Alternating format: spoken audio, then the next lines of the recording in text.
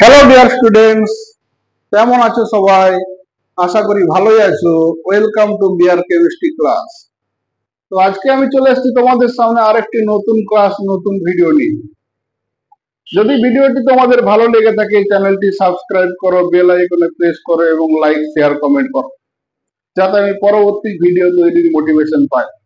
তো চলো আজকে শুরু করি তোমাদের যে নতুন ক্লাসটি নিয়ে আসছি সেটা নিয়ে আলোচনা। ধরো ইউএসজি, ইউএসজি টার্মটা আমাদের খুব সবার জানা শব্দ। ইউএসজি বা আল্ট্রাসোনোগ্রাফি, এটা কিভাবে করা হয় না, এটা শব্দের প্রতিধ্বনিকে কাজে লাগিয়ে করা হয়, কিন্তু কোন ধরনের শব্দ লাগে? একই কোশ্চেন। রেডার,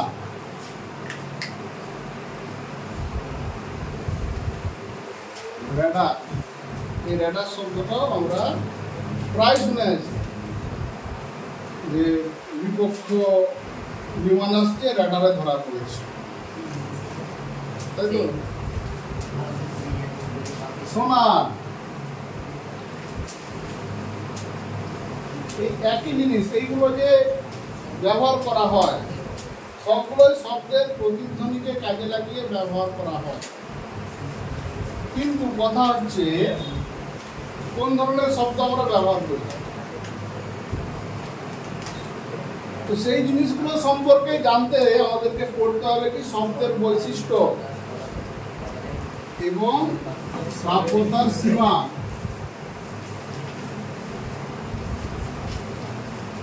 এই শ্রাব্যতার সীমা কি আমরা প্রথমে আলোচনা করার সময় করেছিলাম যে যদি সনক বা শব্দ উৎসের কম্পাঙ্ক 20 হার্জ থেকে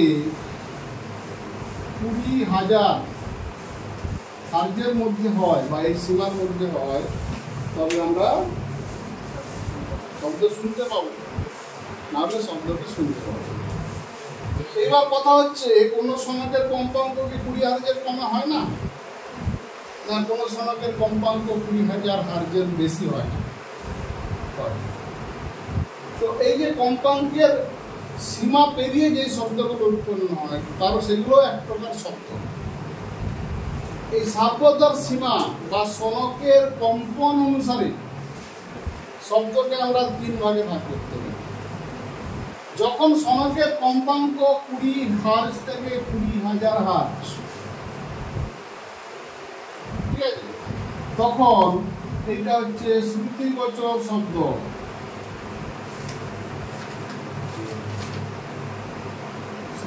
যে শব্দকে মানুষ শুনতে পায় বা আমরা শুনতে পাই সেটাকে বলা হচ্ছে শ্রুতিগোচর শব্দ।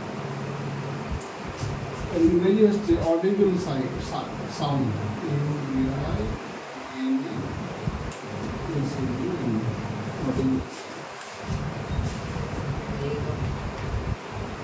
যদি কখনো এর 20 হার্জের থেকে কম কম্পাঙ্ক বিশিষ্ট শব্দ উৎপন্ন হয়, সনক 20 হার্জের থেকে কম কম্পনে কম্পিত হয়, তখন যে শব্দটা উৎপন্ন হয় এটা যদি 1 নম্বর বলি, এটাকে বলা হয় শ্রবণেতর শব্দ বা শ্রবণেতর শব্দ, যার ইংরেজি নাম হচ্ছে ইনফ্রাসোনিক সাউন্ড,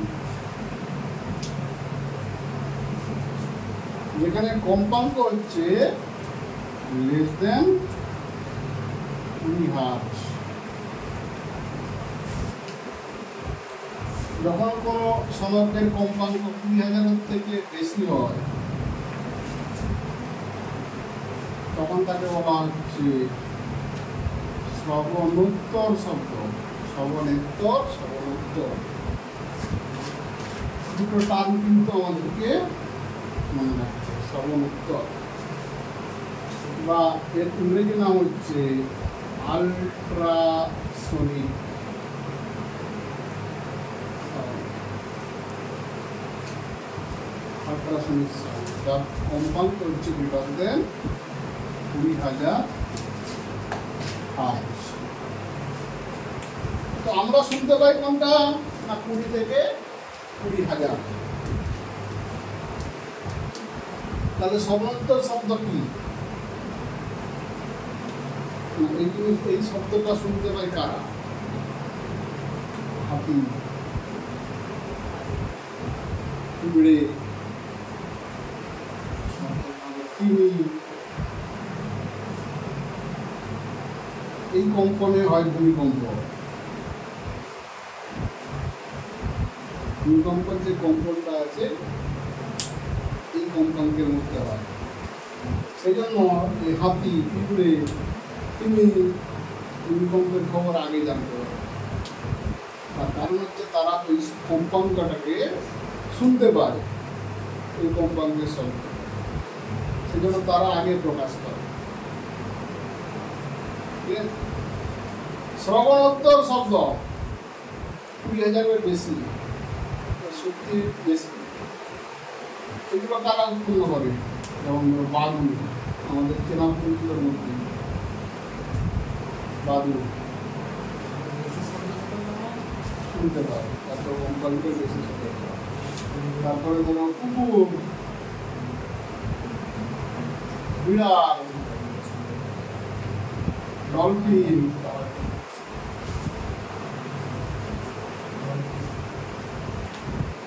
এরা হচ্ছে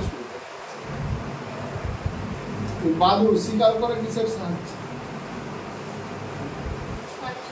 এই শব্দকে কাজে লাগে। এরা শব্দ উৎপন্ন করে, যেখানে ধাক্কা খায় সেখানে শিকার সেই দিকে ছুটতে থাকে। তো 3 ধরনের শব্দ আমরা বোঝা গেল যে এটা 3টা বোঝা গেল। একটা শ্রুতিবচন, যেটা আমরা শুনতে পাই, শ্রবণোত্তর, যেটা আমরা শুনতে পারি, এরা শুনতে পাই, যার কম্পাঙ্ক 20,000 থেকে কম। এই শব্দটার শক্তি খুব বেশি, শ্রবণোত্তর শব্দ 20,000-এর বেশি, 20,000 বেশি কম্পনে কম্পিত হয়। এই শব্দটাকে আমরা ব্যবহারিক ক্ষেত্রে অনেক জায়গাতে কাজে লাগাতে পারি। আমরা যে উদাহরণগুলো বললাম তার প্রয়োগ এই শব্দটা দিয়েই করা হয়, কারণ এই শব্দটা বহুদূর যেতে পারে, তার জন্য এর কম্পাঙ্ক অনেক বেশি। সনক, সনকের কম্পন যদি সেরকমভাবে তৈরি করলে সনক, সনক মানে শব্দ উৎস, যেখান থেকে শব্দ উৎস উৎপন্ন হয় সব জায়গায় কিন্তু কম্পিত হয়, কম্পন সব জায়গাতেই আছে। তাহলে সনক নিয়ে যদি আমি 20,000 হার্জের বেশি কম্পিত করি বা কম্পন সৃষ্টি করি, তখনই শব্দ সৃষ্টি করা যাবে। এরকম শব্দ সৃষ্টি হয়। যেটা আমরা একটু আগে বললাম, সমুদ্রের গভীরতা নির্ণয় করা যায় কিসের সাহায্যে? শ্রবণোত্তর শব্দ কাজে লাগে। ভূমিকম্পের শব্দ যেমন 20 হার্জের নিচে হয়, তাহলে 20,000 হার্জের উপরে শব্দ নিচে দিয়ে দেবে। সনকের কম্পাঙ্ক দিয়ে যে কোনো সনক যদি কম্পিত হয়, সেই সনকের কম্পন, ধরো জাহাজে এই কম্পনটা সৃষ্টি করা হলো, সেই সাউন্ডটা তৈরি করা হলো সমুদ্রের গভীরতা নির্ণয় করার জন্য। ইউএসজি কি? সেখানে গিয়ে শব্দটা উৎপন্ন হয়, শব্দটা তৈরি করা হয়, সনককে কম্পিত করে তৈরি করতে হয়। আর এখানে তুই যে শব্দটার কথা বলছিস, সেই কম্পাঙ্ক উৎপন্ন করে বাদু, একটু আগেই বললাম, বাদু শিকার করে সব কম্পনকে কাজে লাগে।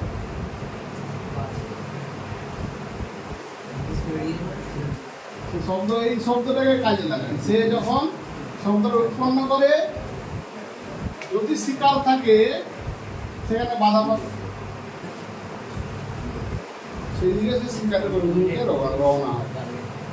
বাদুকে যেন রাত্রে শিকার করে, দিনের বেলা করে দেখেছিস, রাত্রে দেখবে কি করে এই কম্পনের সাহায্যে সে দিকে এগিয়ে যায়।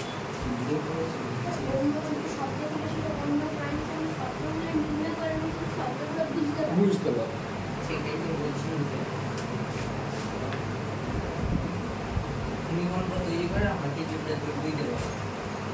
আচ্ছা, এরপর দেখো এগুলো কোথায় কাজে লাগানো। কাজে লাগানোর জন্য এর ব্যবহার, আল্ট্রাসনিক সাউন্ড, সাধারণ সাউন্ডের ব্যবহার আমরা জানি, যে শব্দগুলো আমরা শুনতে পাই, সেই শব্দগুলো আমাদের শোনা বলা ছাড়া আর কোথাও কাজে লাগানো, বেশি কোথাও কাজে লাগাতে পারি না। তো বেশি ব্যবহার করা হয় আল্ট্রাসনিক সাউন্ড বা শ্রবণোত্তর শব্দ। তাহলে এই আল্ট্রাসনিক সাউন্ড, এর ব্যবহার আমরা দেখব। এর সাহায্যে কি করতে পারি না, 1 নম্বর সমুদ্রের গভীরতা।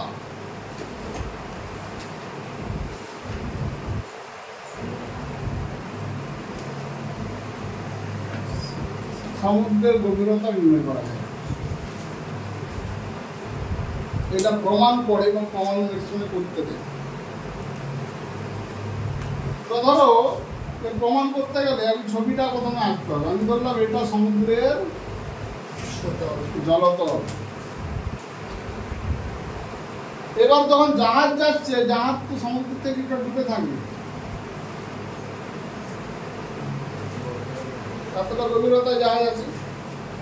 জাহাজের দুটো প্রান্ত আমি ধরলাম, এ প্রান্ত আর বি প্রান্ত।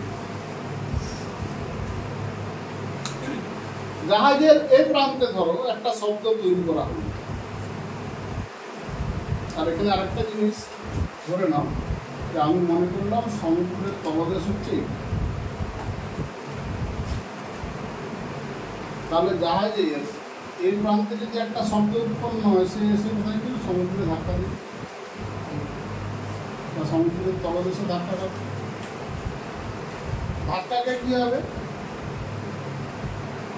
না, ঘুরে দুই প্রান্তে ঘুরে যাবে।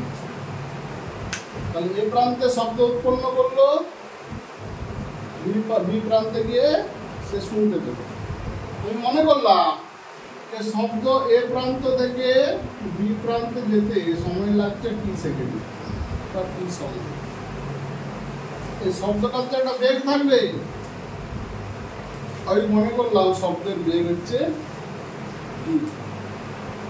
তাহলে এইখান থেকে এই দূরত্ব একটা নাম দিয়ে দিই এবিসি, এ থেকে সি যেতে এই দূরত্বটা কত?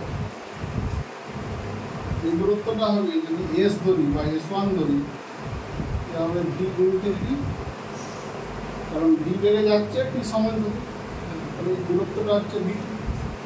যদি এই দূরত্বটা আমি S2 ধরি সি থেকে বি, এটা হবে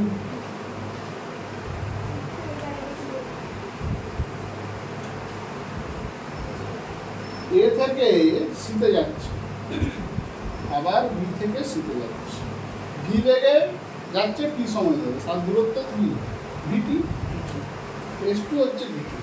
এইবার এইখানে একটা কথা আছে, হ্যাঁ দূরত্ব। চলো এবার তবে এখানে একটা কথা আছে, শব্দ কিন্তু সিতে যে থেমে যাচ্ছে না, শব্দ কোথায় পৌঁছাচ্ছে কি। তাহলে মোট অতিক্রান্ত দূরত্ব যদি এস ধরি, তাহলে বেগ আর ভি আর টি যদি সময় হয়, তাহলে মোট অতিক্রান্ত দূরত্ব হবে ভিটি। তাহলে এইটা কি, তার অর্ধেক, এটা হবে তার অর্ধেক, কারণ দুটো দূরত্বই তো সমান। বোঝা গেল কি কেন টু করলাম, প্রথমে কেন টু করলাম না, এটা হাফ করে কেন হবে সেটা বোঝা না। তাহলে এই দূরত্বটা হচ্ছে ভি বাই। তাহলে এটা তলদেশ, তাহলে সমুদ্রের গভীরতা কত?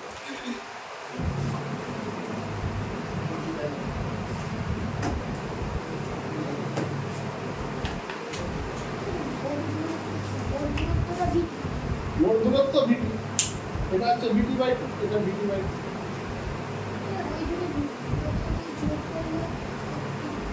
যোগ আমরা করবো কেন, সে এখানে সে যদি থেমে যেত তাহলে ভিটি ভিটি যোগ হতো, কিন্তু সেখান থেকে উৎপন্ন হচ্ছে ধাক্কাকে দিয়ে চলে যাচ্ছে। তারপরে মোট অতিক্রান্ত আমি আটক ভাগ করছি, মোট দূরত্বটাকে আমি দুই ভাগে ভাগ করে নিচ্ছি। ভি বেগে যাচ্ছে, বেগটা ধরেছি, তার প্রয়োজনীয় সময় টি, তাহলে সরল সময় কি, বেগ দূরত্ব সময় সরল সময়। এবার দেখো উচ্চতাটা কত, সি থেকে এখান পর্যন্ত এতটা হচ্ছে সমুদ্রের গভীরতা। গভীরতা কোথা থেকে হয়, জাহাজের তলদেশ থেকে হয় না সমুদ্র পৃষ্ঠ থেকে হয়, না সমুদ্র তল থেকে হয়, সমুদ্র তল থেকে। তাহলে এইখান থেকে এই অংশটা তো আমরা পাবো, এটা ধরে নিলাম ওয়াই, আর জাহাজের তলদেশ থেকে এটা ধরে নিলাম এইচ। হবে কি হবে হবে আর এখান থেকে কি ধরো কি বলবো এ থেকে বি এই দূরত্বটা, এই দূরত্বটাকে যদি আমি এক্স ধরি তাহলে এটাকে যদি বি নাম দিয়ে দিই, এডি হবে এক্স বাই টু আর বিডি হবে এক্স বাই টু।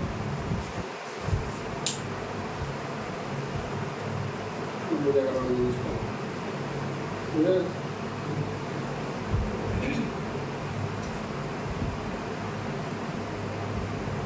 শব্দের বেগটা তাহলে এক্স এর মান কত হবে?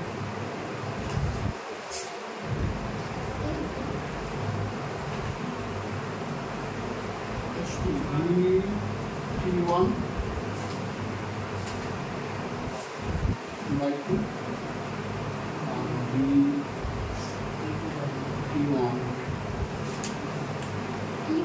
T1 কেন লিখলাম? এবার প্রশ্ন হচ্ছে শব্দ তো এ থেকে বি পর্যন্ত একবার গেছে, তখন তো কম সময় চলে গেছে, বেগ কি কমেছে? সেজন্য বেগ কমেনি, বেগ বি।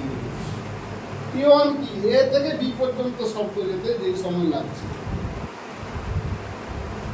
তাহলে এ থেকে বি এক্স, এক্স মানে ভিটি, তাহলে এ থেকে বি কি এক্স বাই টু, তার মানে ভিটি বাই টু বা VT1 বাই টু, আর বি থেকে বি কি এক্স বাই টু, তার মানে VT1 বাই টু।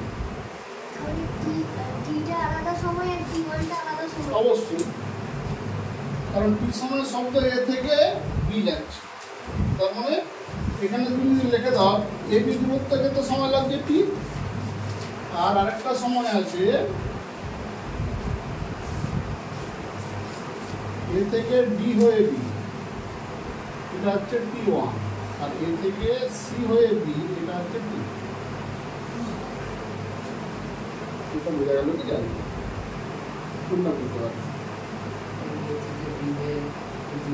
এ থেকে সি হয়ে বিতে যাচ্ছে, তখন সময় লাগছে ধরলাম টি, আর এ থেকে ডি হয়ে বিতে যাচ্ছে, তখন সময় লাগছে T1, কারণ দুটো তো একই সময় লাগবে, একটাতে কম লাগবে একটাতে বেশি লাগবে। তো এইখান থেকে যদি উচ্চতা হিসাব করি, এর মধ্যে যে কোনো একটা ত্রিভুজ কল্পনা করো, ত্রিভুজ এ সি ডি, এর উচ্চতা মানে কি? সিডি বাহু, তাহলে সিডি স্কোয়ার সমান এসি স্কোয়ার মাইনাস এডি স্কোয়ার। আমরা অতিভুজের স্কোয়ার সমান লম্ব স্কোয়ার প্লাস ভূমি স্কোয়ার, সেখান থেকে আমরা পেলাম, এটাকে একটা সমকোণী ত্রিভুজ করে দিই। এবার সিডির মান বসে দাও, সিডি মানে কোনটা? এটা এইচ এর স্কোয়ার সমান এসি মানে কোনটা? ভিটি বাই টু এর whole square, VT by two এর whole square minus VT1 by T এর হোল স্কোয়ার।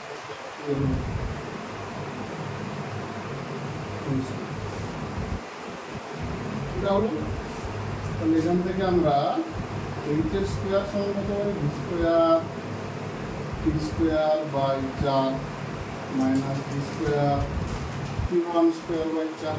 এখান থেকে কি কমন যাবে? ভি স্কোয়ার বাই 4 বা এইচ এর স্কোয়ার সমান V square by 4 T square minus T1 square. তাহলে এইচ সমান কত হবে? দুটো ভার of V square by 4 T square minus T1 square. উপরে লিখছি, বা এইচ সমান হবে ভি বাই 2, দুটো বাইরে চলে গেল, দুটো ভাগ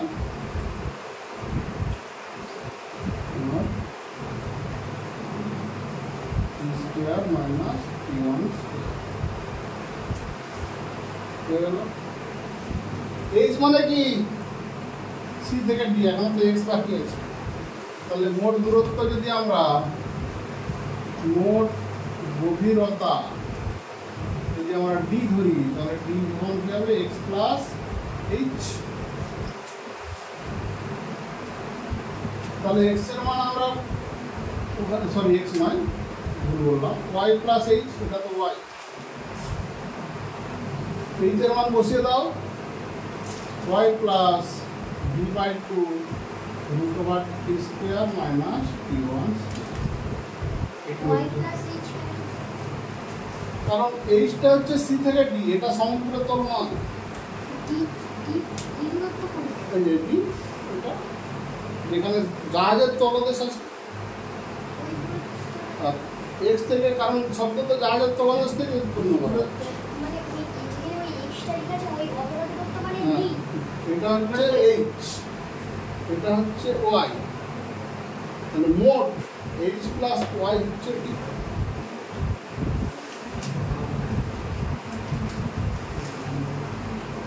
না ক্লিয়ার হলো না এখানে একবারে আমি প্রথমটাকে ইন্ট্রোডাকশন লিখে করতে পারতাম কিন্তু জিনিসগুলো তখন ক্লিয়ার হতো না যখন যেটা লাগবে তখন সেটা ধরা যাচ্ছে কেন না জিনিসগুলো যাতে ক্লিয়ার হয় এই ডি আমি কেন ধরলাম কারণ এইচের সঙ্গে ওয়াই তো যোগ করতে হবে তখন তো আমি এইচ বলতে পারবো গভীরতাকে সেই জন্য তাকে আমি ডি বললাম এটা হচ্ছে সমুদ্রের গভীরতা এইভাবে আমরা নির্ণয় করতে পারি এটা বুঝা গেল একইভাবে আমরা এরোপ্লেনের উচ্চতা হিসাব করতে পারি এটাও প্রতিধ্বনিকে কাজে লাগিয়েই হচ্ছে কিন্তু এখানে আমরা ব্যবহার করছি আল্ট্রাসনিক সাউন্ড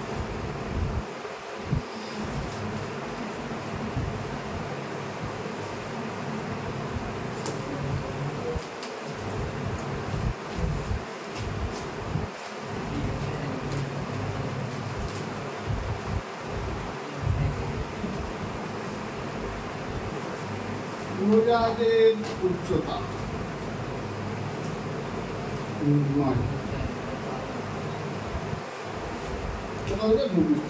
উড়োজাহাজের ক্ষেত্রে ঘটনাটা আলাদা হবে ধরো এই অবস্থান এখানে উড়োজাহাজটা ছিল এখানে আমরা শব্দ উৎপন্ন করলাম তাহলে কি হবে শব্দ উৎপন্ন হয়ে ধরো এটা ভূপৃষ্ঠ ধরলাম ভূপৃষ্ঠ ধাক্কা খেলো ধাক্কা খাওয়ার পর সে আবার ফিরে গেল এটা কে শুনতে পাবে না উড়োজাহাজটা এর থেকে যখন বি অবস্থানে যাবে তখন সে শুনতে পাবে তার আগে কি পাবে ভালো করে তার আগে কিন্তু পাবে তাহলে এখানে জাহাজ যেমন স্থির ছিল উড়োজাহাজ কিন্তু গতিশীল এ থেকে শব্দ উৎপন্ন করলো এখান থেকে সে ভূমিতে ধাক্কা খেলো আবার এখানে পৌঁছালো এই শব্দটাকে শুনতে পারবো যদি উড়োজাহাজ বি অবস্থানে যায় তখন শুনতে পাবো তাহলে এই সময় এ থেকে বি অবস্থানে গিয়ে এসে শব্দটা শুনতে পাবো তার মানে উড়োজাহাজটা এখানে চলন্ত এ থেকে বি গেছে শব্দটা আবার এখানে যদি সি ধরি সি থেকে বিতে গেছে বুঝা গেল কি যায়নি বুঝা গেছে আমি ধরলাম শব্দ ভি বেগে গেল টি সময়ে গেল আর উড়োজাহাজ ইউ বেগে গেল টি সময়ে গেল তার মানে এই মোট দূরত্বটাকে আমি ভিপি ধরতে পারি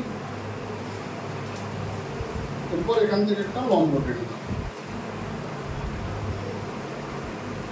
লম্ব টেনে দিলাম আমি মনে করলাম এই উচ্চতাটা হচ্ছে এই সেখানে উড়োজাহাজ যাচ্ছে এই উচ্চতায় যাচ্ছে তাহলে এটা যদি পুরোটা ভিটি হয় এই অংশটা ভিটি বাই 2 আর এই অংশটা ভিটি বাই 2 আবার দেখো এটা যদি পুরোটা ইউ হয় ইউটি তাহলে এটা যদি বি নাম দিয়ে দিই এটি হবে ইউটি বাই 2 আর বিটি হবে ইউটি বাই 2 এটা বুঝা গেল কি জানি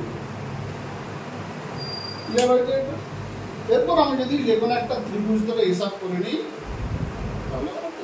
তাহলে এখানে ধরতে হবে কি প্রথমে মনে করি উড়োজাহাজের বেগ ইউ কার বেগ না উড়োজাহাজের শব্দের বেগ ভি উড়োজাহাজ টি সময়ে বি অবস্থানে পৌঁছেছে শব্দ টি সময় বি অবস্থানে পৌঁছেছে এখানে সময় কিন্তু পাল্টাবে না পাল্টাচ্ছে কি বেগ জাহাজের গভীরতায় দেখো সময় পাল্টেছিল, বেগ একই ছিল। এখানে বেগ পাল্টেছে, সময় কিন্তু একই আছে। এবার এখান থেকে আমরা ত্রিভুজ যদি ধরি, এসিডি যদি ধরি, তাহলে ত্রিভুজ এসিডি এর সিডি স্কোয়ার সমান AC square minus HD square. AC মানে কত? ভি টি বাই 2 এর হোল স্কোয়ার, আর এডি মানে হচ্ছে ইউটি বাই 2 এর হোল স্কোয়ার।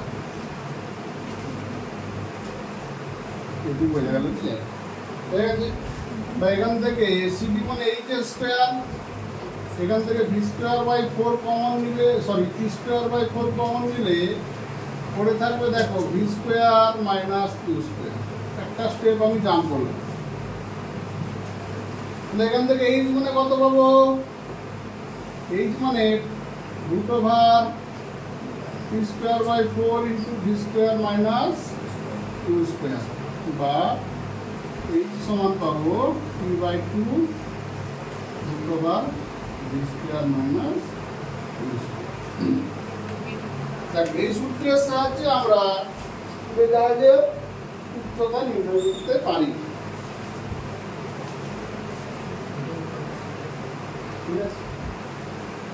এই জিনিসগুলো কাজে লাগে। যে প্রতিধ্বনি বা শ্রবণোত্তর শব্দ, যে জিনিসগুলো বললাম, আল্ট্রাসোনোগ্রাফি, ইউএসজি, সোনার, রেডার, সবগুলোই সাউন্ড নেভিগেশন সিস্টেম। সোনার কাজ করে কোথায়? না সমুদ্রের তলদেশে। রেডার কাজ করে কোথায়? স্থলভাগে। উড়োজাহাজ আসছে, কি করে বুঝবো? না সবসময় এই শব্দ চারিদিকে পাঠানো হচ্ছে। যখনই কেউ ধাক্কা দিল, মানে প্রতিফলিত হচ্ছে, তো তার সিগন্যাল এখানে ধরা পড়ছে। এখান থেকে আমরা বুঝতে পারছি কিছু আসছে। এগুলো সব কি কম্পন বা তরঙ্গের খেলা। এটা হচ্ছে শব্দের মধ্যে যে এত কিছু মিস্টেরিয়াস জিনিস ছিল, আমরা কি জানতাম? জানতাম না। আরো কিছু মিস্টেরিয়াস জিনিস আছে, আস্তে আস্তে শব্দকে এতভাবে কাজে লাগানো যায়, কিন্তু আমরা শব্দকে এতদিন কিভাবে কাজে লাগিয়ে এসেছি? কথা বলতে, আর কি আমি তো মাইক বাজাতে কাজে